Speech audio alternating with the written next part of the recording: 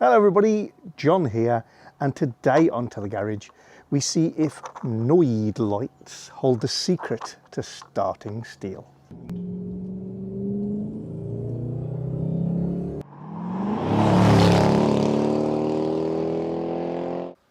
Hi everybody, real short video today, and it might seem a little jumpy and out of place. Reason is, I filmed some work with the NOID lights a while back and lost the footage. Now I've refound the footage, so I've got to sort of top and tail it to make it make sense. So what the heck is a NOID light? Now, I've got a nice Sealy set, which I ordered.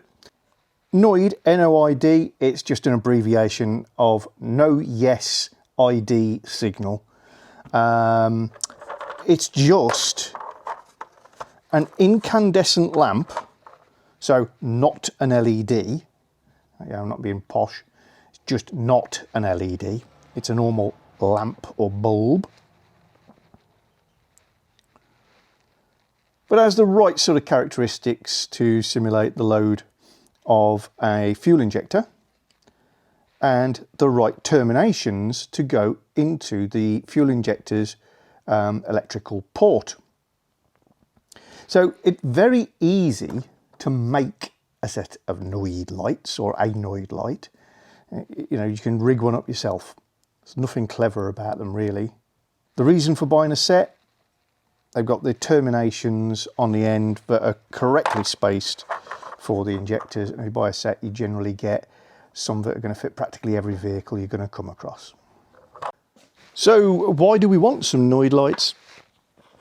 With our ongoing experiments on steel, I've had the whole fuel rig off, so we know the injectors work, we know that the injectors flow fuel, they're not blocked, they're not stuck, they can fire. However, what we don't yet know is, are they getting the pulsing signal to fire when the car is cranking? They've actually got a permanent supply, or positive, and it's a negative that's triggered or switched. And that's what we're going to use these to test. So that should flash whenever it gets a signal to fire the injector. Which on crank over you'd expect about once every second and a half, something like that.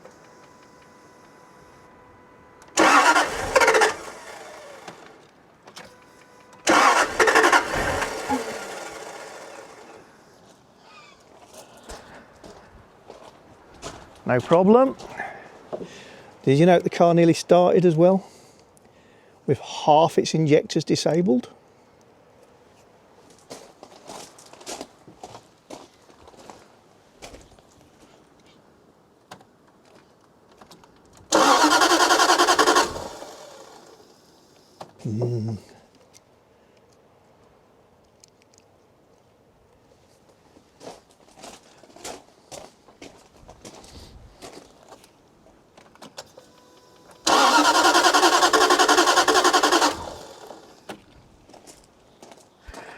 When I let go of the key, it seemed to kick. I wonder if that's an indication, again, of a voltage issue to something.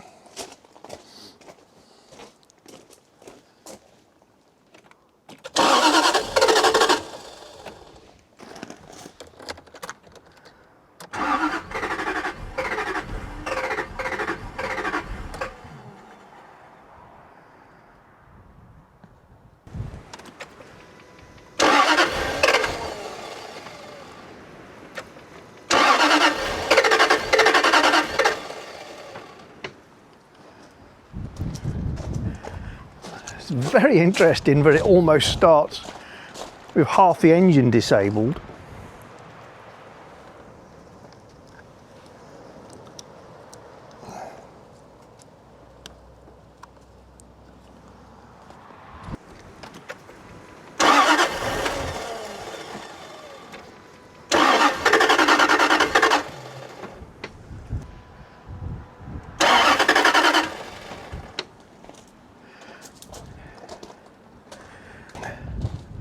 So all of those injectors are being fired.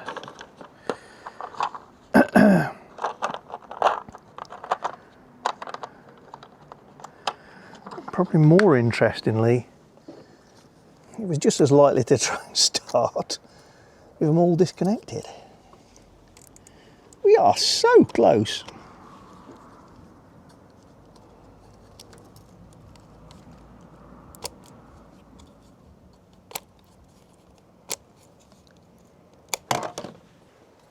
So they're all firing on occasion whilst I'm checking. So that's a useful little set. I think they cost me £15, £16, something like that. And means you can work with all manner of different cars, systems, just because you've got all the connectors. Easy enough to make yourself something, but yeah, nice to have a set that's ready to go with all the right sizes. Reconnect this.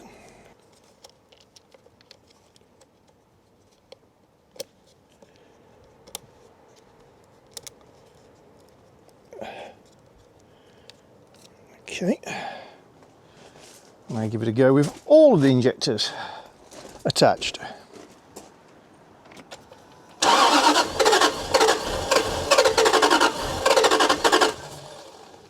It's so close. I turn the voltage up by putting the boost back on one last time.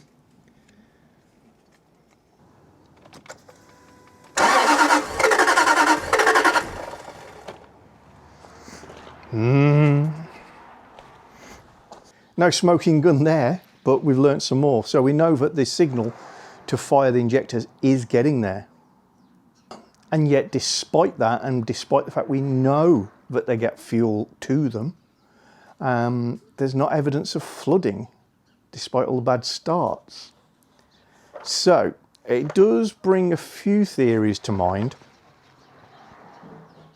You saw recently that the fuel pressure declines or decays reasonably quickly after you've run the pump. I do wonder if 8 injectors, I guess quite high volume in terms of cc per minute, firing is sufficient to lower the pressure to the point where they don't fire. Do the injectors properly move if they haven't got enough pressure behind them? Don't know. So maybe they're reducing the pressure. If that was the case, then we'd be looking at why haven't we got a non-return valve in the fuel pump or elsewhere that is helping maintain that pressure?